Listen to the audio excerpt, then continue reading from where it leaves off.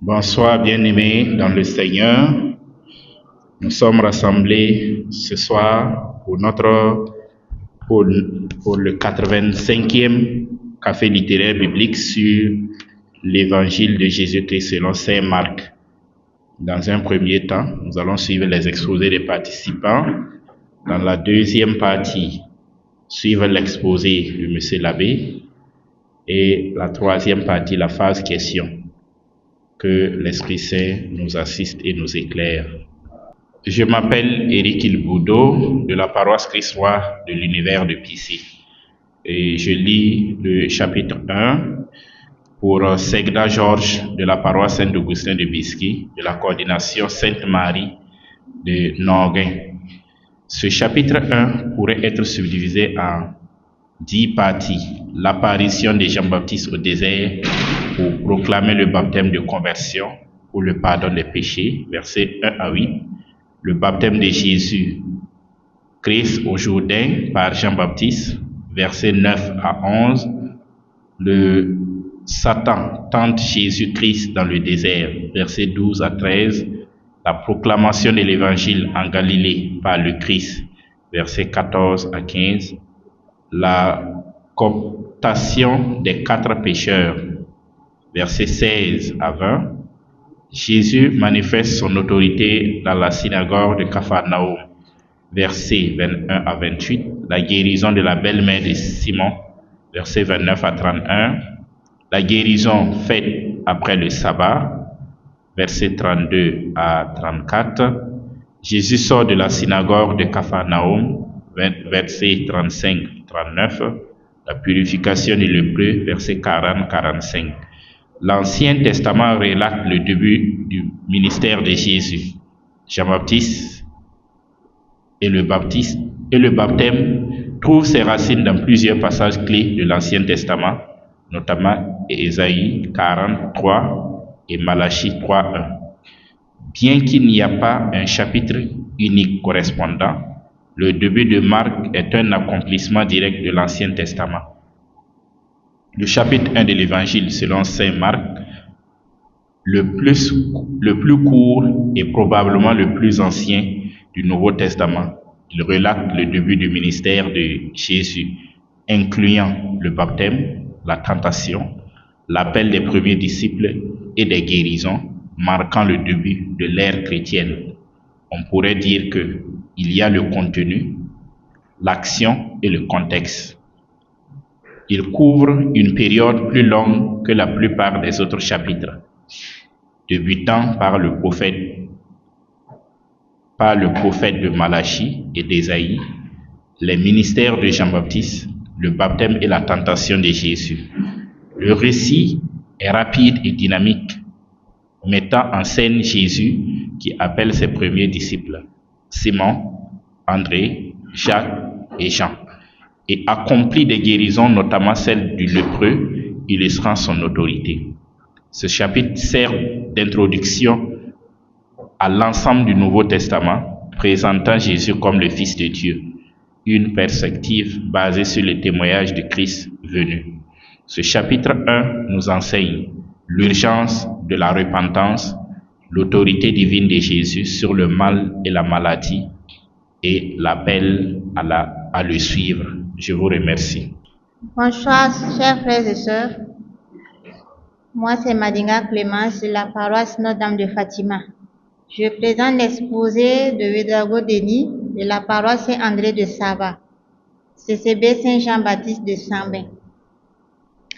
Il présente le chapitre 2 de l'évangile de Saint Marc pour ce café du 20 février. Longueur du chapitre. Le chapitre 2 de l'évangile de Saint Marc est composé de 28 versets.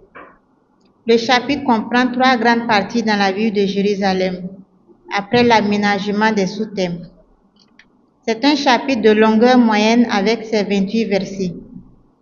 La première partie porte sur la guérison d'un paralytique ou homme paralysé, versets 1 à 12. La deuxième partie renvoie à l'appel de Lévi ou Matthieu et du repas avec les pécheurs, versets 13 à 17. La troisième partie se réfère aux controverses entre Jésus et les pharisiens, versets 18 à 28. Le thème central qui se dégage de ce chapitre est la divinité de Jésus et sa puissance miraculeuse. En effet, Jésus est celui qui guérit l'être du pécheur en profondeur, son corps et son âme. Son enseignement, tout comme son autorité, s'avère nouveau et étonne l'auditoire. Il appelle un Lévi, un collaborateur de l'occupant romain, du groupe des collecteurs d'impôts, méprisé par les Juifs, et mange avec les pécheurs sans se laver les mains. Par ailleurs, Jésus donne le sens profond du jeûne et du sabbat. Le message qui se dégage du texte est tellement dense que nous proposons 3 versets. Voyant leur foi, Jésus dit au paralysé, « Mon enfant, tes péchés sont pardonnés. » Marc 2, 5. Jésus qui avait entendu leur déclara, « Ce ne sont pas les gens bien portants qui ont besoin du médecin, mais les malades. Je ne suis pas venu appeler les justes, mais les pécheurs. » Marc 2, 17. Il leur dit encore, « Le sabbat a été fait pour l'homme et non l'homme pour le sabbat. » Luc 12, 49. Il existe plusieurs versets relatifs à la divinité du Christ, son enseignement nouveau et sa radicalité dans tout évangile et les épîtres dans le Nouveau Testament. Les 2 principales références proposées sont les suivantes. Matthieu 9, 2. Et voici qu'on lui présenta un paralysé couché sur une civière. Voyant leur foi, Jésus dit au paralysé, « Confiance, mon enfant, tes péchés sont pardonnés. » Luc 6, 5. Il leur disait encore, « Le Fils de l'homme est maître du sabbat. » Dans l'Ancien Testament, nous pouvons retenir ces 2 références. Malachie 3, 3. Il s'installera pour fondre et purifier. Il purifiera les fils de Lévi. Il les affinera comme l'or et l'argent. Ainsi pourront-ils aux yeux du Seigneur présenter l'offrande en toute justice. 1 Samuel 21, 7. Le prêtre lui donna alors du pain consacré.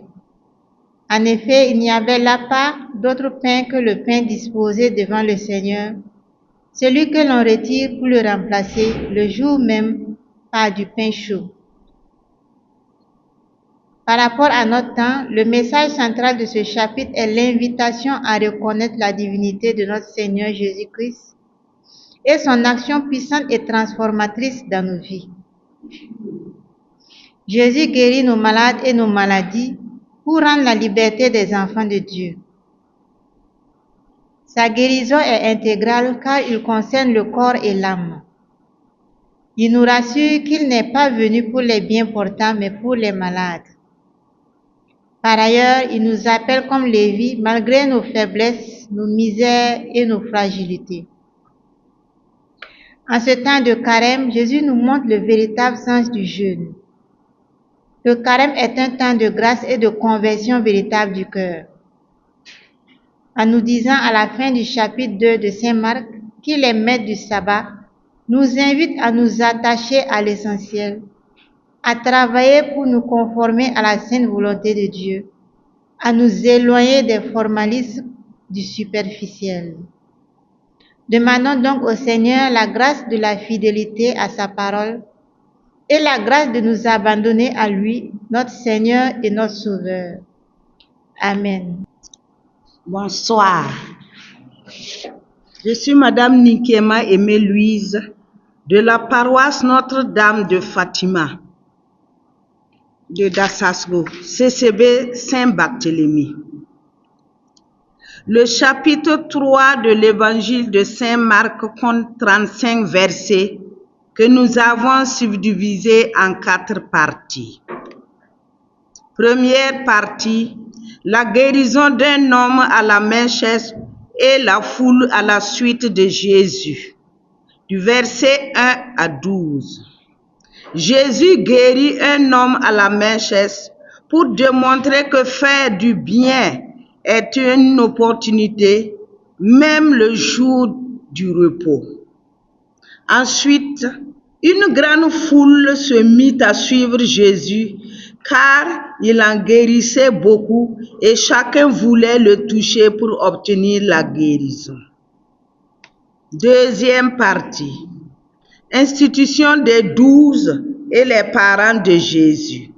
Versets 13 à 21. Jésus institua 12 pour être ses compagnons et il les envoya prêcher avec pouvoir de chasser les démons. De nouveau, la foule se rassemble et les siens l'ayant appris, partirent se saisir de lui, car il se disait, il a perdu le sens. Troisième partie. Face à l'accusation des scribes, versets 22 à 30. Face à l'accusation des scribes qui disaient qu'ils cherchent les démons par Belzéboul, Jésus leur explique qu'un royaume divisé ne peut pas tenir. Puis Jésus avertit les scribes que rejeter de façon consciente l'œuvre de l'Esprit Saint est un péché éternel. Quatrième partie. La vraie parenté de Jésus. Versets 31 à 35. Jésus redéfinit sa vraie parenté par des liens spirituels, en déclarant que quiconque fait la volonté de Dieu, celui-là est mon frère, ma sœur, ma mère. Unité de thème qui se dégage de l'ensemble des différentes parties. Le chapitre nous montre que, malgré les calomnies contre lui, à cause de la guérison faite le jour du sabbat, Jésus a choisi les apôtres. Il continue sa mission avec eux et enfin, il avertit que le blasphème contre l'Esprit Saint est un péché. Versets significatifs. Versets 4 et 7. Lien avec les passages du Nouveau Testament. Luc chapitre 14, verset 1. Matthieu chapitre 16, verset 1 à 4. Jean chapitre 7, verset 5. Lien avec les passages de l'Ancien Testament. Nous n'avons pas trouvé de lien avec les passages de l'Ancien Testament. Message du chapitre. De nos jours, Jésus nous demande d'être ses disciples, ses compagnons, ses frères et sœurs, sa mère, en faisant la volonté de Dieu. Nous pouvons être les frères, les sœurs et la mère de Jésus en faisant ce qui plaît à Jésus et à Dieu. Que la grâce de Dieu nous accompagne et nous guide durant notre cheminement. Amen. Bonsoir, je m'appelle Marc Lévier, de la paroisse Saint-François d'Assise, coordination Saint-Paul, CCB, Sainte-Cécile. Je présente l'exposé de Thierry Herman Dossi, de la paroisse Sainte-Monique de Sondoro, CCB Lazare de Béthanie. L'exposé porte sur le chapitre 4 de l'évangile de Saint-Marc. Ce chapitre comporte 41 versets et comporte dans son ensemble 6 parties. À travers ce chapitre, Jésus nous explique ce qu'est le royaume des cieux à travers les paraboles. Ainsi, du verset 1 à 9, il nous parle de la parabole du semeur sorti avec les grains qui tombent sur différents types de sols, routes, pierreux, ronces, épineux, fertiles. À la question des disciples sur le pourquoi nous parles-tu en parabole, Jésus explique la raison dans les versets 10 à 12 en disant ceci: vous avez reçu des secrets du royaume des cieux, quant aux autres, ils entendent sous forme de parabole. L'explication de la parabole du semeur est donnée dans les versets 13 à 20, ayant un lien dans Matthieu 13, verset 18. Jésus qualifie le semeur comme Dieu. Les différentes terres représentent les réactions dès la perception de la parole, et la semence, c'est la parole de Dieu.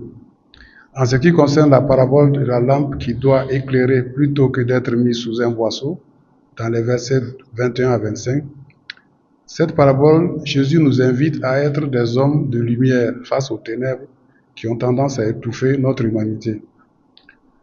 Par une autre comparaison, dans les versets 30 à 35, Jésus compare le règne des cieux à la graine de moutarde, qui est la plus petite des semences qui poussent et qui fait profiter ses branches, son ombrage aux oiseaux. L'apaisement de la tempête est expliqué dans les versets 36 à 41. Jésus menace le vent et la tempête qui lui sont soumis, car le Fils de l'homme a un pouvoir sur la créature. Tout pouvoir m'a été donné sur la terre et dans le ciel. Matthieu 28, 18. Le verset touchant de ce chapitre est le verset 20. Chez d'autres on sème en belle terre, ceux-là ont écouté la parole, ils l'ont accueilli et ils portent du fruit. L'autre 30, l'autre 60 et l'autre encore 100. Demandons la grâce de l'écoute et de l'accueil de la parole de Dieu afin de porter du fruit dans un monde en quête de paix. Amen. Bonsoir à tous. Je suis Madame Zagré Claire de la paroisse Notre-Dame de Fatima, CCB Saint-Barthélemy, coordination Saint-Marc. Mon binôme est Madame Ari Nebere Noélie de la paroisse Saint-Jean-Marie Vianney de Tampoui, CCB Sainte-Thérèse de l'Enfant Jésus, coordination Saint-Luc. J'expose sur le chapitre 5 de l'évangile de Saint-Marc. Ce chapitre contient 53 versets divisés en deux parties. La première partie, le démoniaque gérasénien, du verset 1 à 20. Jésus arrive en territoire païen, au pays des Géraséniens, et rencontre un homme possédé par un esprit impur vivant parmi les tombeaux. L'esprit mauvais reconnaît Jésus comme fils du Dieu très haut et le supplie de ne pas le tourmenter. Jésus lui demande son nom. Il répond Légion, car ils sont nombreux. Le démon disait à Jésus de ne pas les chasser hors du pays, mais de les laisser entrer dans les ports. Jésus les permet. Ils y rentrent, les ports se jettent dans la mer. Les habitants, saisis de peur, demandent à Jésus de quitter leur territoire. L'homme guéri demande à Jésus de le suivre, mais Jésus lui demande plutôt d'aller être son témoin dans la Décapole. La deuxième partie, la fille de Jaïr et la femme qui perdait du sang. Versets 21 à 43 plutôt. Jaïr, chef de synagogue, était venu supplier Jésus de venir chez lui pour guérir sa fille de 12 ans qui était à l'article de la mort. Chemin faisant, dans la foule qui le suivait, une femme souffrant de perte de sang depuis 12 ans estime qu'en touchant discrètement le vêtement de Jésus sera guérie. Elle le fait et immédiatement son hémorragie s'arrête. Jésus, sentant qu'une force était sortie de lui demande qui a touché. La femme craintive se jette à ses pieds et lui avoue la vérité. Jésus la rassure en disant « Ma fille, ta foi t'a sauvée, va en paix. » Après cela, Jésus se dirige vers la maison de Jaïr. Celui-ci apprend que sa fille était morte, mais Jésus lui dit « N'aie pas peur, mais de croire. » Dans la maison de Jaïr, Jésus entre, prend la main de la fille, lui rend la vie. Jésus ordonne de lui donner à manger et demande de ne pas divulguer ce miracle. L'unité de thème qui se dégage de ces deux parties de l'Évangile selon saint Marc est la puissance et l'autorité de Jésus sur les forces du mal, la maladie et la mort, ainsi que la réponse de foi qu'elle suscite.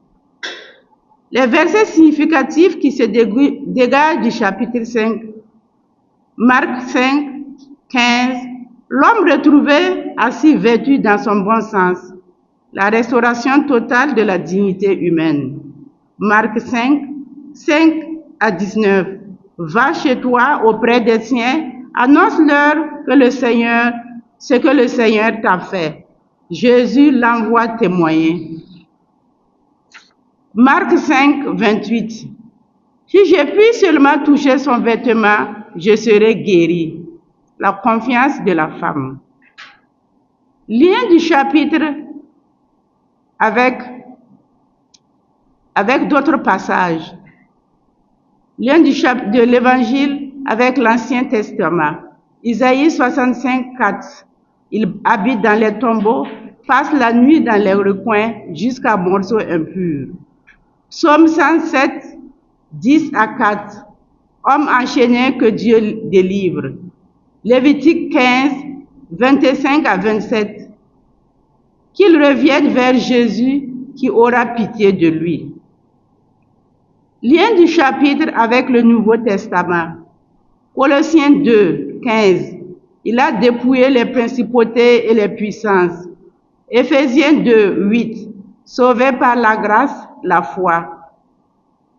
Le chapitre 5 de l'Évangile selon saint Marc nous invite à croire à la possibilité de guérison, de transformation, même dans les situations jugées impossibles, agir avec compassion envers les exclus, les souffrants et garder une espérance vive face aux défis personnels et collectifs. Les interpellations de Dieu dans ce chapitre aujourd'hui sont: viens à moi avec tes chaînes, tes démons, touche-moi avec foi dans ta faiblesse, dans ton exclusion, crois seulement quand tout semble perdu, va, raconte ce que j'ai fait pour toi. L'exhortation de ce chapitre. Ce chapitre nous exhorte à ne pas avoir peur de présenter nos chaos à Jésus comme le démoniaque. Oser toucher Jésus dans la foi, même à travers la foule de nos préoccupations. Face aux morts, avoir espoir, même dans les relations brisées, les projets de vie, écoutons seulement la parole de Dieu. Je vous remercie. Bonsoir à tous. Je m'appelle Madame Henri Noélie de la paroisse Saint-Jean-Marie Vianney de Tampuy, CCB Sainte-Thérèse de l'Enfant Jésus, coordination Saint-Luc. Mon binôme est Madame Zagré Caboret-Claire de la paroisse Notre-Dame de Fatima de Dassasco. Nous exposons ce soir sur le chapitre 6 de l'Évangile de Jésus-Christ selon saint Marc, dont le thème est la révélation progressive de l'identité de Jésus. Composé de 56 versets, il peut être divisé en 6 parties. 1. Le rejet de Jésus à Nazareth, du verset 1 à 6. Jésus se rend dans sa patrie et le manque de foi de ses compatriotes et rencontre le manque de foi de ses compatriotes. Leur incrédulité limite les miracles que Jésus a opérés en ces lieux. 2. L'envoi en mission des 12 apôtres. Versets 7 à 13. Jésus envoie les apôtres 2 à 2 pour objectif de chasser les démons et guérir les malades. Il ne manque pas de leur donner les règles pour cette mission. Un appel à la confiance à la mission. 3. La mort de Jean-Baptiste. Les versets 14 à 29. Jean-Baptiste, fidèle à la vérité, dénonce Hérode qui a pris pour épouse Hérodias, la femme de son frère. Hérodias conspirait la mort de Jean-Baptiste et complota avec sa fille pour entraîner Hérode à tuer Jean-Baptiste. 4. La multiplication du pain, les versets 30 à 44. De retour de leur mission, les apôtres se rassemblent autour de Jésus pour lui rendre compte de leur mission, ce qui suscita un rassemblement visiblement d'une grande foule, témoignant que la mission a été fructueuse. Montrant sa compassion à la foule qui a bravé les conditions dures, lieux désertiques et la tombée de la nuit, Jésus va nourrir cette foule à partir de 5 pains et de 2 poissons. 5. Jésus marche sur l'eau. Les versets 45 à 52. En résumé, dans ce passage, nous voyons Jésus qui vient au secours des disciples en marchant sur l'eau. Cette 5e partie met en évidence la foi face à la peur. 6. Guérison à Génézareth. La foule reconnaît l'identité de Jésus et lui traduit leur confiance en lui apportant leur infirmité. L'unité de thème qui se dégage de ces parties est la révélation de l'identité de Jésus face à la foi, à l'incrédulité et à la peur. Les versets significatifs. Marc 6, verset 37. Donnez-leur vous-même à manger. Marc 6, 50. Confiance, c'est moi. N'ayez pas peur. Ce chapitre a un lien dans le Nouveau Testament. Nous voyons Marc 6, verset 1 à 6, fait écho avec l'évangile de Saint Jean au chapitre 1er, les versets 11. Il est venu chez les siens et les siens ne l'ont pas reconnu. Marc 6, 45-52 fait écho à Matthieu 14, 22, 33, où Jésus marche sur les eaux au secours des disciples. Avec l'Ancien Testament, Nombre 13 fait écho avec l'envoi en mission en Marc 7, 13. Ainsi que Job au chapitre 9, verset 8, où il est dit « Lui seul a déployé les cieux et a foulé le dos de la mer ». Le chapitre 6 de l'évangile de Saint Marc nous appelle aujourd'hui à une vraie connaissance de Jésus en scrutant les Écritures afin de reconnaître sa vraie identité. Lui, le rempart, la forteresse, le rocher, le soutien, le réconfort dans les situations difficiles de la vie. Puisse notre engagement à la lecture de la Bible nous aider à approfondir notre relation avec Jésus. Amen. Je suis Madame Ouattara Stéphanie, Fatoumata Stéphanie de la paroisse Notre-Dame des Apôtres de la Padoie, CCV Sainte Joséphine Bakita. Mon binôme, Madame Traoré Diallo Marie-Ange de la même paroisse, CCV Saint-Jean 23. Nous sommes chargés de vous présenter la synthèse du chapitre 7 de l'évangile de Saint Marc, qui comporte 37 versets que nous avons subdivisés en 4 parties.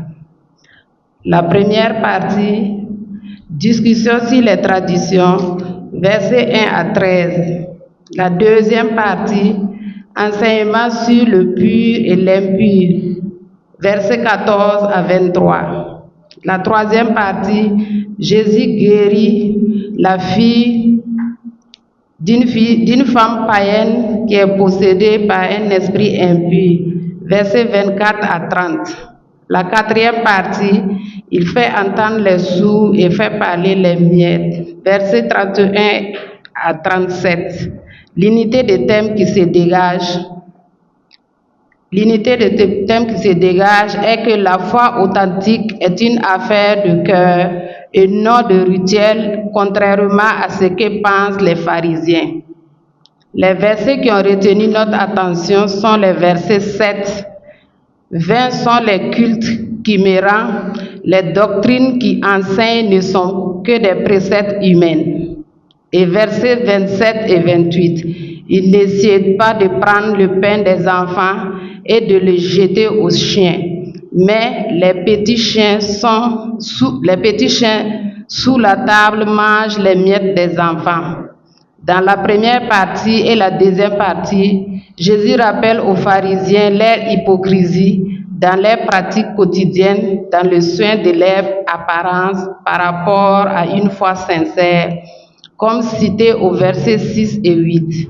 Ce peuple m'honore des lèvres, mais leur cœur est loin de moi. Jésus leur rappelle ce qui est extérieur à l'homme qui le suit, mais ce qui vient du cœur et de l'esprit. Dans la troisième partie et la quatrième partie, il est question de prière et de foi par la réponse de la syro-pharisienne à Jésus dans les versets 27 et 28, et de la démonstration de la puissance de Dieu par la guérison du sourd-muet. Ce chapitre 7 du livre de Marc et nos péchés et de nos pratiques ancestrales révalorise par la journée du 15 mai qui pourrait confirmer cet adage qui dit tous les Africains sont à 100% animistes. Nos églises sont bondées de monde, mais le cœur n'y est pas. Alors la parole de Dieu nous dit, Matthieu 21, verset 22, tout ce que vous demanderez dans une prière pleine de foi, vous l'obtiendrez. Le cas de la syro-phénicienne est un témoignage. En ces temps de carême, libérez-nous de nos convoitises, de nos passions esclavagistes, de toutes nos dominations et demandons la grâce d'une vraie transformation intérieure pour une conversion réelle comme Jean-Baptiste. Marc 1, 15. Repentez-vous et croyez à la bonne nouvelle. Lien avec l'Ancien Testament, Ézéchiel 36, 25, Ésaïe 29, 13, Exode 20, 1 à 2. Lien avec le Nouveau Testament, Matthieu 15, 1, verset 1 et 2, Jean 7, verset 35.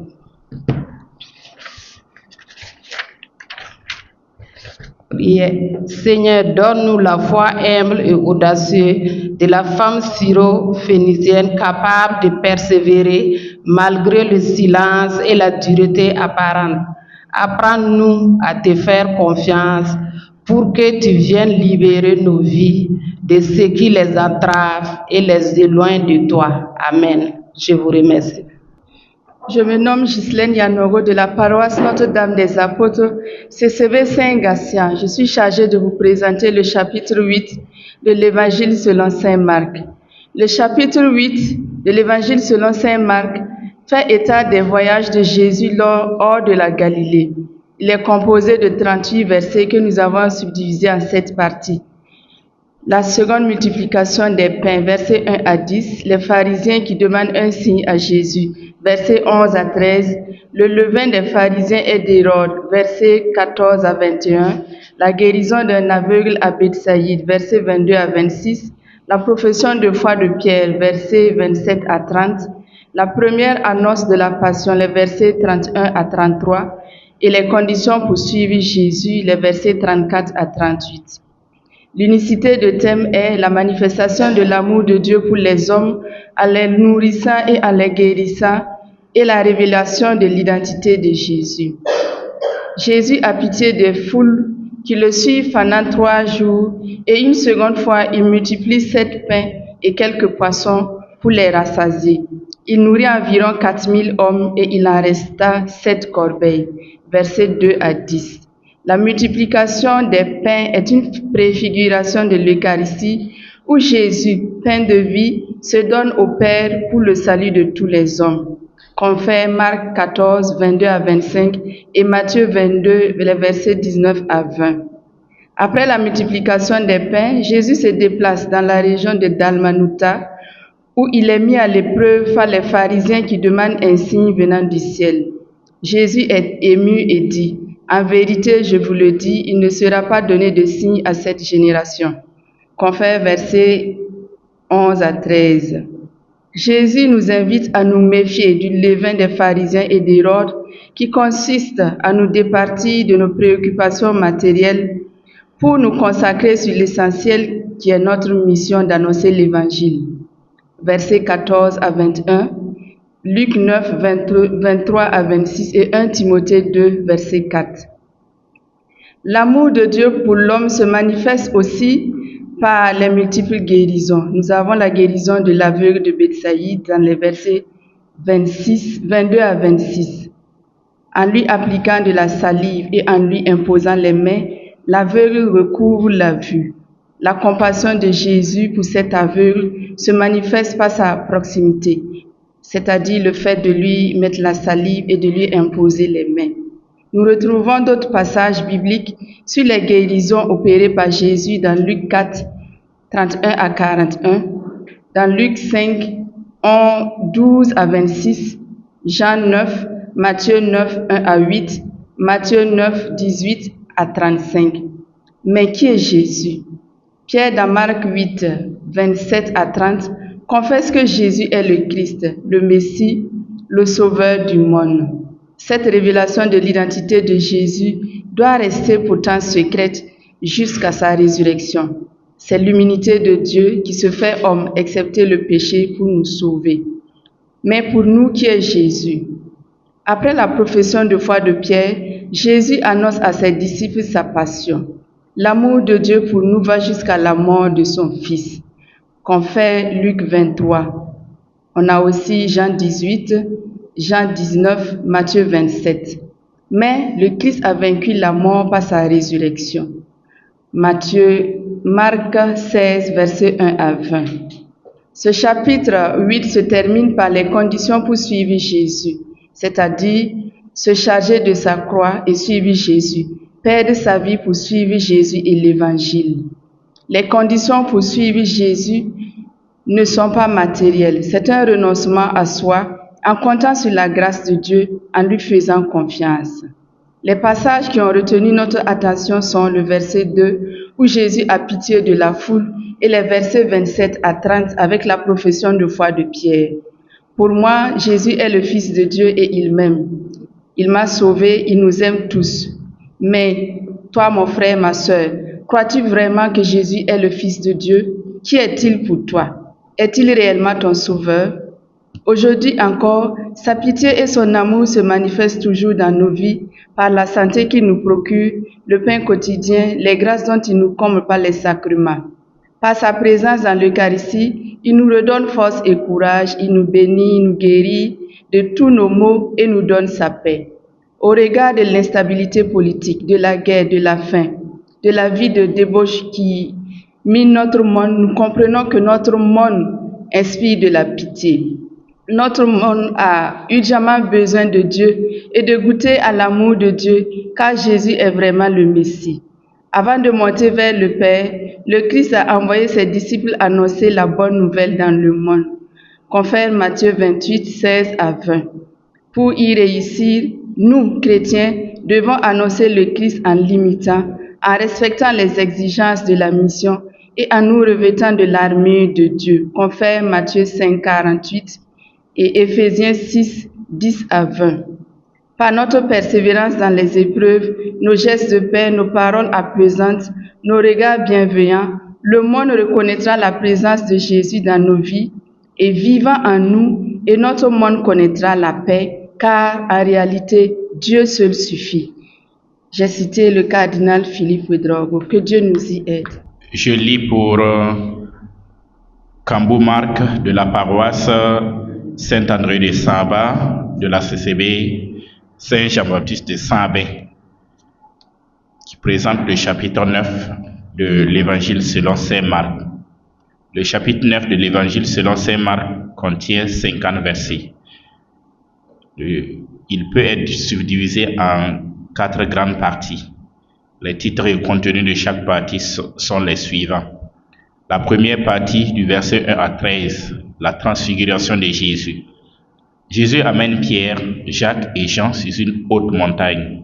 Là, il est transfiguré devant eux. Ses vêtements deviennent resplendissants et Moïse et Élie apparaissent pour converser avec lui. Une voix venant de la nuée proclame: celui-ci est mon fils bien-aimé, écoutez-le. La deuxième partie du verset 14 à 29, la guérison d'un enfant possédé. En redescendant de la montagne, Jésus rencontre une foule agitée. Ses disciples n'ont pas réussi à délivrer un enfant possédé.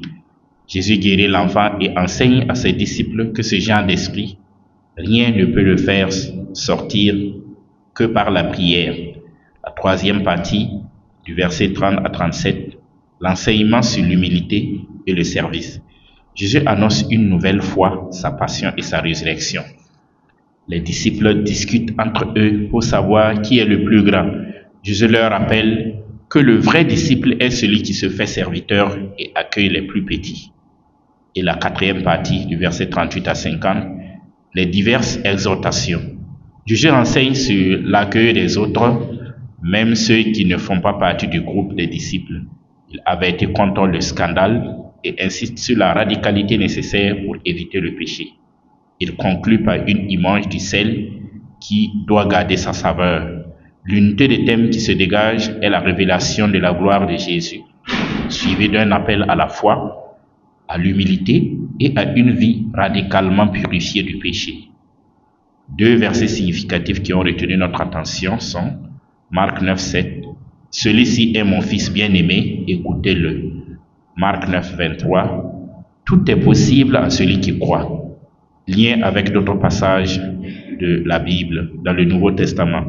Le récit de la transfiguration est mentionné aussi dans Matthieu 17, 1, 13 et en Luc 9, 28, 36. La guérison de l'enfant possédé est parallèle à Matthieu 17, 14, 21. L'enseignement sur l'humilité se retrouve en Matthieu 18, 1, 5 et Luc 9, 46, 48. Dans l'Ancien Testament, la présence de Moïse et Élie rappelle la loi et les prophètes que sont l'Exode 34, 29, 35 pour Moïse, 1 Roi 19 pour Élie. L'image du sel dans Marc 9, 49 renvoie à Lévitique 2, 13 où le sel accompagne les offrandes et à Malachie 3, 2 qui évoque le feu purificateur. Message du chapitre pour nos chrétiens d'aujourd'hui. L'actualité du message. La transfiguration nous rappelle que Jésus est la révélation parfaite de Dieu. La guérison de l'enfant nous montre que la foi et la prière sont indispensables dans notre lutte spirituelle.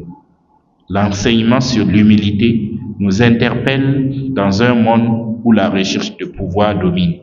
Enfin, les exhortations finales nous appellent à une vie sainte et cohérente.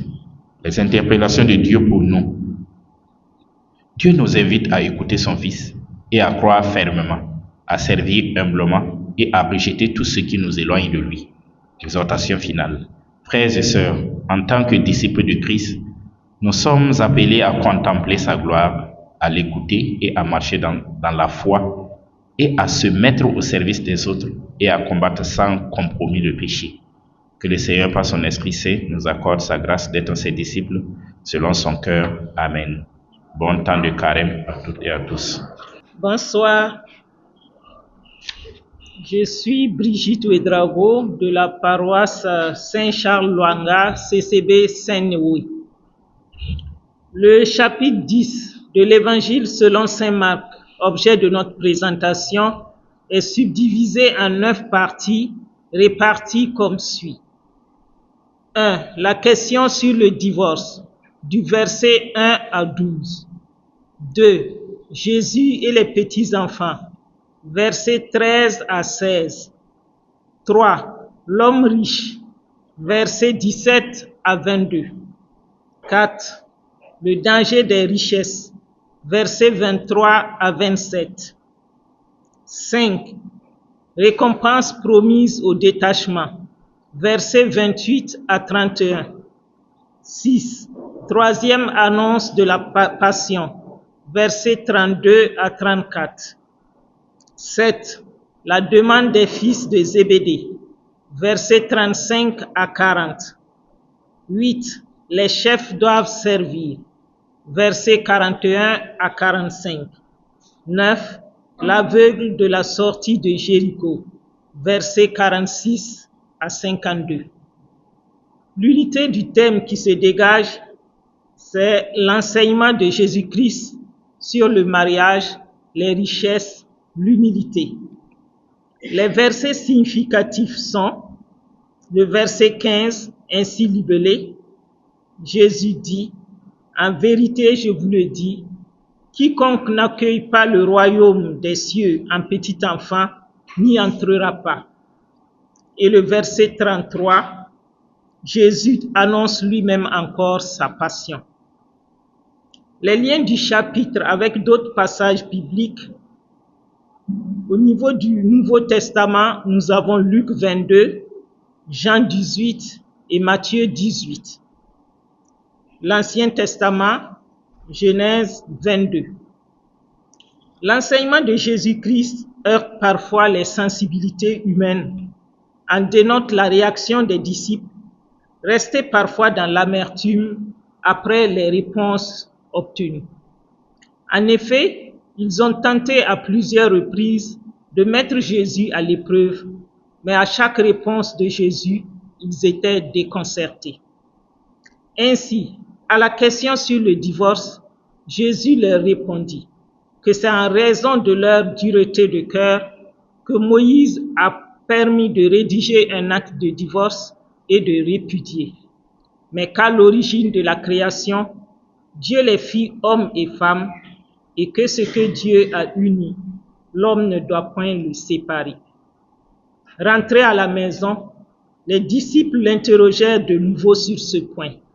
Verset 10. Il s'agit sans nul doute d'un harcèlement visant à le faire fléchir. Lorsqu'on lui a présenté les enfants pour qu'il les touchât, les disciples les rabrouèrent. Verset 13. Mais Jésus leur dit, « Laissez les petits-enfants venir à moi. » Jésus dit à l'homme riche, « Va, ce que tu as, vends-le et donne-le aux pauvres. » Mais lui, à ces mots, s'assombrit et s'en alla contristé. Verset 22. Jésus poursuit, « Comme il sera difficile pour ceux qui ont des richesses d'entrer dans le royaume de Dieu. » Ils restèrent interdits à l'excès. Verset 26. Il ajoute que celui qui voudra devenir grand parmi eux sera leur serviteur. Frères et sœurs, dans notre monde contemporain, marqué par les tentations quasi quotidiennes, multiples et multiformes, pouvons-nous accueillir la parole de Dieu sans être comme les disciples à l'époque, contristés, interdits, sans que notre visage ne s'assombrisse? Demandons à l'Esprit de sainteté de nous fortifier et de nous rendre dociles à la parole de Dieu. Plaçons toute notre confiance en Jésus-Christ, lui qui est le chemin, la vérité et la vie. Je vous remercie. Bonsoir tout le monde. Je suis Madame Marie-Hubertine Damiba, de la paroisse Saint-André de Saba, CCB Saint-Jean-Totenga, Kalsen de Nyoko 1. Le chapitre soumis à notre étude ce soir est le chapitre 11 du livre Saint-Marc. Il contient 33 versets. Il est subdivisé en 5 grandes parties. L'entrée triomphale de Jésus à Jérusalem, Jésus qui maudit le figuier, la chasse des vendeurs et acheteurs installés dans le temple à Jérusalem, la puissance de la foi, et pour finir, Jésus qui rabroue les chefs des prêtres, les maîtres de la loi et les anciens. L'entrée triomphale de Jésus à Jérusalem, Marc 11, versets 1 à 11. Arrivé près du mont des Oliviers, Jésus envoya 2 de ses disciples vers un village voisin, détacher un petit âne sur lequel personne n'est encore assis. Ils amenèrent l'âne à Jésus, le lui couvrirent de leur manteau et Jésus s'assit dessus. Alors beaucoup de gens étendirent leurs manteaux sur le chemin et d'autres des feuillages. Ceux qui vont devant et ceux qui suivent lancent des acclamations. Hosanna, béni soit celui qui vient au nom du Seigneur. Béni soit le royaume qui vient, le règne de David notre Père. Hosanna dans les hauteurs du ciel. Jésus maudit le figuier. Marc 11, versets 12 à 14. Jésus a dit au figuier, que jamais plus personne ne mange de tes fruits. Et ce fut ainsi car il sécha jusqu'aux racines dès le lendemain. Jésus cherche les vendeurs et acheteurs dans le temple de Jérusalem. Marc 11, versets 15 à 19. Arrivé au temple, Jésus fait la leçon aux occupants en disant, n'est-il pas écrit, ma maison sera appelée maison de prière pour toutes les nations, et vous en avez fait une caverne de voleurs. Jésus nous enseigne la puissance de la foi. Marc 11, versets 20 à 26. En effet, Jésus dit, ayez foi en Dieu. En vérité, je vous le dis, si quelqu'un dit à cette montagne, enlève-toi et jette-toi dans la mer, il ne faut pas qu'il hésite. S'il croit de tout son cœur que ce qu'il dit va se faire, eh bien oui, il l'aura. Aussi, je vous le dis, tout ce que vous demandez dans la prière, croyez que vous l'avez reçu et vous le recevrez. Jésus rabroue les chefs des prêtres, les maîtres de la loi et les anciens de Jérusalem. Marc 11, versets 27 à 33. Le thème unique que nous pouvons retenir de ce chapitre est que Jésus monte à Jérusalem, réhabiliter le temple qui s'y trouvait afin de lui donner son vrai sens, inviter toute la nation à croire en Dieu et avoir une foi ferme sans hésitation. Nous avons retenu 4 versets significatifs dans ce chapitre. Il s'agit des versets 9 à 10, verset 17, verset 22, le verset 24 à 25. Le chapitre 11 du livre de Saint Marc est un livre du Nouveau Testament. Il a un rapport aussi avec l'Ancien Testament, en ce sens que les prophètes avaient annoncé pour Jérusalem un roi pacifique qui visiterait son peuple monté sur un âne. Zacharie 9, 9. Comme le font les gens simples et pacifiques, plutôt que sur un cheval. Jésus-Christ est venu pour sauver Israël, son peuple, et par là sauver la nation tout entière. Ce chapitre de Saint Marc nous révèle les exhortations de Jésus et ses enseignements à travers sa montée jusqu'en Jérusalem avec ses disciples. Jésus fait une entrée triomphale à Jérusalem, assis sur le dos d'un petit âne. Quelle humilité! Arrivé à Jérusalem, il débarrasse le temple des marchands qui y faisaient leur commerce, pour nous rappeler que nous devons faire de la maison de Dieu un lieu de prière et d'adoration seulement. Nous avons retenu 3 enseignements clés de ce chapitre, à savoir la prière, la foi et le pardon.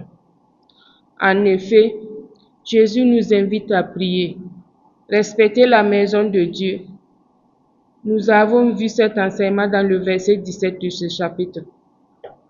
Il nous montre également la nécessité d'avoir une foi ferme, croire en Dieu sans hésitation. Le verset 22. Et de pardonner à son prochain, afin que notre Père qui est aux cieux puisse nous pardonner nos fautes à notre tour. Verset 25. En ce temps de carême où le Seigneur Dieu nous donne l'opportunité de pouvoir nous rapprocher davantage à lui par une vraie et sincère conversion, demandons à Jésus de fortifier nos cœurs dans l'amour de la prière et du pardon et la foi en Dieu. Jésus-Christ, écoutez-nous. Je vous remercie. Bonsoir à tous. Je suis Suzanne Tougouma de la paroisse cathédrale CCB Saint-Étienne. Mon binôme est Madame Dania Tossou de la CCB Sainte-Faustine Saptoana, coordination Saint-Paul de Bassemiam.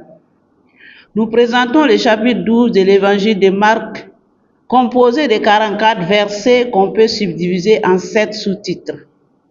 Parabole des vignerons, homicide, versets 1 à 12. L'impôt dû à César, versets 13 à 17. La résurrection des morts, versets 18 à 27. Le premier commandement, versets 28 à 34. Le Christ, fils et Seigneur de David, versets 35 à 37. Les scribes jugés par Jésus, versets 37-40. Le bol de la veuve, versets 41 à 44. Le chapitre 12 de l'évangile de Marc traite d'une partie du ministère de Jésus à Jérusalem. Jésus parle en parabole pour faire comprendre comment les envoyés de Dieu sont souvent rejetés, ce qui renvoie à sa passion. L'impôt dû à César nous interpelle à n'être qu'à Dieu par la résurrection. Par la résurrection des morts, Jésus montre que l'homme devient comme un ange et non une continuité de sa vie avant la mort. Par le premier commandement, Jésus nous recommande d'aimer Dieu de tout notre cœur, de toute notre âme et de tout notre esprit, de toute notre force. Jésus révèle son identité pour montrer qu'il est de la descendance de David et son Seigneur. En jugeant les scribes, Jésus interpelle à l'humilité. Par l'obol de la veuve, Jésus nous interpelle à poser nos actes dans la sincérité. Autre référence, Matthieu 22, 34 à 40, Luc 20, 41, 44. Versets significatifs, le verset 17 et le verset 30. Exhortation, demandons au Seigneur de nous aider à rester fermes dans notre vie de foi. Je vous remercie. Je suis Rama Wenugou de Gisèle, paroisse Saint-Camille. Je lis pour Madame Zetienga Nia Aniel de la paroisse Saint-Camille, CCB Saint-Camille des 1200 logements, et Madame Kiemtore Martine de la paroisse Notre-Dame des Apôtres, CCB Saint-Raphaël. Le chapitre 13 du livre des Évangiles selon Marc contient 37 versets. Ce chapitre est subdivisé en 5 parties comme suivant. Première partie. Jésus prophétise la destruction complète du temple de Jérusalem. Versets 1 à 2. Deuxième partie. Jésus décrit les signes annonciateurs et avertissant de la fin à travers la venue de faux Christ, de guerre, de tremblements de terre, de persécution. Jésus appelle également à la vigilance, à la persévérance et donne la promesse de l'assistance du Saint-Esprit dans les persécutions. Versets 3 à 13. Troisième partie. Jésus décrit la période de souffrance intense sans précédent qui se produira quand viendra la fin. Versets 14 à 23. Quatrième partie. Jésus annonce le retour du Fils de l'homme dans sa gloire et le rassemblement des élus par les anges. Versets 24 à 27. Cinquième partie. Jésus appelle à la vigilance et à la fidélité des hommes, car personne ne connaît le jour ni l'heure de la venue du Seigneur. Versets 28 à 37. Unité de thème qui se dégage de l'ensemble des parties. Le retour glorieux du Christ, les signes qu'il annonce et l'appel à la vigilance et à la fidélité des croyants. Verset significatif du chapitre. Marc 13, 13. Celui qui aura persévéré jusqu'à la fin, celui-là sera sauvé. Marc 13, 26.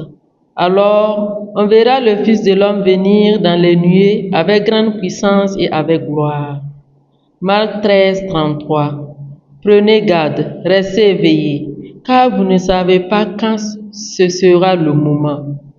Lien du chapitre avec d'autres passages de la Bible. Le discours de la fin des temps relaté dans le chapitre 13 le sont parallèlement par les évangélistes Matthieu, le chapitre 24 et Luc, le chapitre 21. Le passage au verset 14, faisant mention aux forces qui surgiront, qui profaneront le lieu saint, la citadelle, qui feront cesser les sacrifices perpétuels et établiront l'abomination de la désolation, est également relaté dans Daniel chapitre 9, 27, chapitre 11, 31 et chapitre 12, 11. Les passages relatés dans les versets 33 à 37 faisant appel à la vigilance des croyants le sont également dans 1 Thessaloniciens chapitre 5, les versets 1 à 6. Les événements liés à la fin et au retour du Christ dans sa gloire sont également relatés dans Apocalypse chapitre 19, les versets 6 à 7. Message du chapitre pour nous aujourd'hui. Les chrétiens sont appelés à ne pas se laisser tromper, à tenir ferme dans la foi et à persévérer malgré les épreuves. Ils sont appelés à vivre chaque jour dans une attitude de vigilance spirituelle, prêts à rencontrer le Seigneur. L'espérance du retour de Christ doit encourager une vie sainte, fidèle et engagée. Que le Seigneur nous donne la foi et la force de mettre en pratique ses enseignements afin d'être prêts à le rencontrer au moment venu. Amen. Je m'appelle Compaoré Angelina Palingwende de la paroisse Notre-Dame de Fatima d'Assasco, CCB Saint-Jean-Baptiste. Je lis pour Madame Jili Tewende Zitienga, épouse Bamouni, de la paroisse Notre-Dame de l'Immaculée Conception Cathédrale, membre de la communauté Bethléem et de la coordination Saint-Charles de Foucault. Mon binôme s'appelle Ami Regina Gadiaga Sombouma de la paroisse de Biski. Chers frères et sœurs en Christ, nous vous amenons à la découverte du chapitre 14 de l'Évangile selon saint Marc. Il contient 72 versets subdivisés en 10 parties. Première partie, le complot contre Jésus, versets 1 à 2. Les chefs religieux cherchent à arrêter Jésus. Ils veulent éviter un trouble pendant la fête de la Pâque. Partie 2, l'onction à Béthanie, versets 3 à 9. Une femme verse un parfum précieux sur Jésus. Les disciples critiquent le geste. Jésus défend la femme. Elle prépare son corps pour l'ensevelissement. Partie 4, Judas décide de trahir Jésus. Versets 10 à 11. Judas Iscariote rencontre les chefs religieux. Il accepte de livrer Jésus contre de l'argent. Partie 4, la préparation de la Pâque. Versets 12 à 16. Jésus envoie 2 disciples préparer la salle pour le repas. Partie 5, la dernière scène, repas pascal. Versets 17 à 26. Annonce du traître, institution de l'Eucharistie, chant des psaumes et départ au mont des Oliviers. Partie 6. Jésus annonce l'abandon des disciples et le reniement de Pierre. Versets 27 à 31. Les disciples se disperseront. Pierre reniera Jésus 3 fois avant le chant du coq. Partie 7. Le Gethsémani, la prière et l'agonie. Versets 32 à 42. Jésus prie dans l'angoisse. Les disciples s'endorment 3 fois. Partie 8. L'arrestation de Jésus. Versets 43 à 52. Judas et la foule arrivent. Jésus est saisi. Un disciple blesse un serviteur. Jésus se laisse arrêter. Tous les disciples s'enfuient. Partie 9. Jésus devant le Sanhédrin. Versets 53 à 65. Faux témoignage. Jésus affirme être le Messie. Condamnation pour blasphème. Il est frappé et insulté. Un bon arbre donne de bons fruits. Notre vie reflète notre cœur. Partie 10. Le reniement de Pierre. Versets 66 à 72. Pierre renie Jésus 3 fois. Le coq chante. Pierre réalise ce qu'il a fait et pleure. En résumé, Marc 14 raconte la trahison de Judas, la dernière scène, l'agonie de Jésus à Gethsémani, son arrestation, son procès religieux et le reniement de Pierre. Nous pouvons ainsi retenir 2 versets significatifs. 1 Marc 14, 22, institution de la scène. Pendant qu'ils mangeaient, Jésus prit du pain et, après avoir rendu grâce, il le rompit et le leur donna en disant, prenez, ceci est mon corps. Nous avons aussi Marc 14, verset 36. La prière de Jésus à Gethsémani. Il disait, Abba, Père, toutes choses te sont possibles. Éloigne de moi cette coupe. Toutefois, non pas ce que je veux, mais ce que tu veux. Aimez vos ennemis. Faites du bien à ceux qui vous haïssent. Ce verset résume l'exigence radicale de l'amour chrétien. Aimer non seulement ceux qui nous aiment, mais aussi ceux qui nous rejettent. C'est le cœur de l'enseignement éthique de Jésus. Celui qui écoute mes paroles et les met en pratique est semblable à un homme qui a bâti sa maison sur le roc.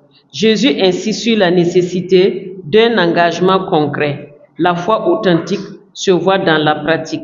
Ce verset illustre que seule la vie fondée sur la parole de Jésus résiste aux épreuves.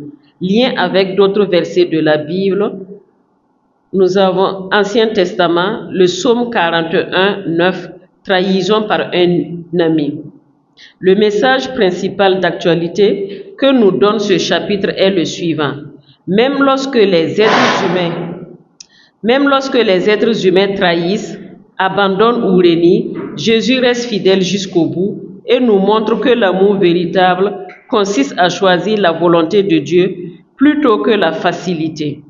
Comme exhortation et l'appel pratique pour la vie personnelle, je t'invite, mon frère, ma sœur, à ne pas laisser nos émotions, nos blessures ou les faiblesses humaines des autres dicter notre destinée. La fidélité de Jésus devient un modèle pour nous, un encouragement à tenir ferme, même quand les autres nous déçoivent ou quand nous décevons nous-mêmes. Amen. Je vous remercie. Bonsoir à tous. Je m'appelle Madame Ramdé Sabine. Je suis de la paroisse Saint-André de Samba, CCB Notre-Dame de toute grâce. Je présente pour monsieur. Je lis l'évangile selon Saint Marc, chapitre 15, pour monsieur Ulrich Pogogne de la paroisse universitaire Saint-Albert, le Grand de la Rotonde. La méditation du chapitre 15 de l'évangile selon Marc contient 47 et peut être subdivisée en 5 grandes parties. Que sont la première partie, Jésus devant Pilate. Jésus est livré par les chefs religieux au gouverneur romain. Accusé, il ne répond rien. Pilate est étonné de son silence. Dès le début, Marc montre un Jésus libre qui ne se défend pas. Cette scène montre l'injustice humaine. Partie 2, Jésus ou Barabbas, versets 6 à 15. La foule influencée réclame la libération d'un meurtrier, Barabbas, et la crucifixion de Jésus. C'est le triomphe de l'injustice. Jésus est livré pour être crucifié. Cette scène montre l'injustice humaine et la faiblesse face à la pression. La partie 3, le couronnement d'épines, versets 16 à 20. Les soldats le revêtent de pourpre, posent une couronne d'épines, le saluent comme roi et le frappent. Ici, Marc souligne l'ignominie, mais aussi le paradoxe. Jésus est roi dans l'humiliation même. Cette partie montre l'humiliation totale du Christ qui accepte de souffrir sans se défendre. Partie 4, la crucifixion et la mort de Jésus, versets 21 à 41. Simon de Cyrène porte la croix au Golgotha. Jésus est crucifié entre 2 brigands. On se moque de lui, il en a sauvé d'autres. Il ne peut pas se sauver lui-même. À la 6e heure, les ténèbres. À la 9e heure, Jésus crie, mon Dieu, pourquoi m'as-tu abandonné? Il expire. Le voile du temple se déchire. Et le contrion déclare, vraiment, cet homme était fils de Dieu. Cette partie révèle que la mort de Jésus n'est pas une défaite, mais révélation de sa véritable identité. La dernière partie, numéro 5, la mise au tombeau, le verset 42 à 47. Joseph d'Arimathie du conseil, maître des disciples de Jésus, ose demander son corps à Pilate. Il l'ensevelit dans un tombeau. Marie-Madeleine et Marie, mère de José, observent. Cette partie prépare déjà la résurrection. Ce qui unit ces 5 scènes, c'est la révélation de l'identité de Jésus dans l'abaissement. Jésus n'est pas roi malgré la croix, mais par la croix, sa royauté est service, don de soi, fidélité jusqu'au bout. Marc nous fait passer du silence de Jésus à la confession du centurion. C'est un chemin de foi. Verset significatif, Marc 15 à 34. Mon Dieu, pourquoi m'as-tu abandonné? Ce n'est pas un cri de désespoir, mais la première même du psaume 22. Jésus prie dans l'épreuve. Il fait confiance au Père, même dans la nuit. Marc 15 à 39. Vraiment, cet homme était fils de Dieu. Ce n'est pas un disciple, mais un païen, un soldat romain qui reconnaît le premier pleinement qui est Jésus. La croix devient révélation. Lien avec d'autres passages. Pour le Nouveau Testament, ce récit est parallèle à Matthieu 27, Luc 23 et Jean 19, qui racontent aussi la Passion. Ancien Testament, il accomplit les prophéties d'Isaïe 53 sur le serviteur souffrant qui porte les fautes du peuple. Ce chapitre nous rejoint dans nos souffrances personnelles, non-compréhension, nos échecs. Jésus n'est pas un Dieu lointain.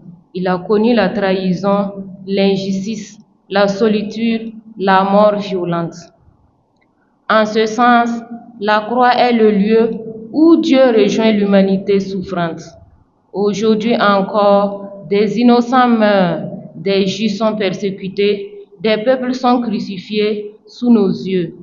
Marc 15 nous dit, Dieu n'est pas absent de tout cela. Il est là en silence, mais présent. Interpellation pour nous. Est-ce que je reste fidèle à Jésus dans l'épreuve? Est-ce que je fais parfois comme Pilate en choisissant la fidélité au lieu de la vérité? Frères et sœurs, ne détournons pas notre regard de la croix, car c'est là que Dieu se révèle pleinement. Ce n'est pas un échec, mais c'est un don. Ce n'est pas une fin, c'est un commencement. Le centurion a vu, il a cru. Et nous, que voyons-nous? Que celui qui a donné sa vie pour nous aujourd'hui encore nous dit, pardonne-leur, tout est accompli. Viens et suis-moi. Amen. Bonsoir frères et sœurs en Christ. Moi c'est Madame Napon Alice Marie Florence, CCV Jean-Paul II, paroisse Notre-Dame de Fatima. Je présente l'exposé de Madame Kafando Newedrago P. Clémentine, paroisse Saint-André de Saba. Il s'agit du chapitre 16. Elle a la charge d'exposer sur le chapitre 16 de l'Évangile selon saint Marc. Elle a subdivisé en 3 parties qui comprend 20 versets.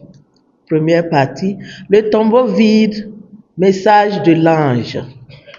2, l'apparition de Jésus ressuscité. Et 3, manifestation et message de Jésus au 11. Le premier jour de la semaine, de grand matin, Marie de Magdala, Marie mère de Jacques, se rendirent au tombeau pour oindre le corps de Jésus avec des aromates qu'elles avaient achetés. À leur grand étonnement, elles virent que la pierre, si grande était-elle, avait été roulée de côté. À l'intérieur du tombeau, elles virent un ange qui leur annonça que Jésus, le Nazaréen, est ressuscité. Il les précède en Galilée. Verset touchant, verset 6. Mais il leur dit, ne vous effrayez pas. Il leur introduisit d'aller annoncer la nouvelle aux disciples et à Pierre. 2. Apparition de Jésus ressuscité. Jésus apparut aux femmes qui étaient au tombeau. C'est après que celles-ci apportèrent la nouvelle aux autres, mais ils ne crurent pas. Il apparut sous d'autres signes à 2 de ses disciples, mais ils sont restés toujours sceptiques. 3. Manifestation et message de Jésus aux 11. Jésus apparut enfin aux 12 et il leur reprocha leur incrédulité. Il leur commanda d'aller annoncer la bonne nouvelle au monde entier, tout en soulignant la manifestation de la parole sur ceux qui auront cru. Verset touchant. Après cela, il monta au ciel. Quant aux disciples, ils continuèrent de proclamer sous la présence et la manifestation continue du Seigneur. Thème: le témoignage et le mandat missionnaire. Lien avec un autre livre, Matthieu 28, Luc 24. Lien avec l'Ancien Testament, 1 Samuel chapitre 16, verset touchant, verset 15. Allez dans le monde entier, proclamer l'évangile à toute la création. Ce chapitre reflète nos réalités d'aujourd'hui où les chrétiens sont incrédules. La parole de Dieu devient comme un récit quotidien, une simple formalité à remplir. Il a fallu l'apparition de Jésus pour qu'elles acceptent de témoigner. Les disciples également se sont obstinés. Il a fallu qu'ils le voient. Exhortation: si nous avons la foi, nous verrons la puissance de la résurrection se manifester dans notre vie. Les promesses de Jésus se réaliser. Versets 17-18. Nous devons aussi, à la suite des disciples, proclamer la bonne nouvelle. Je vous remercie.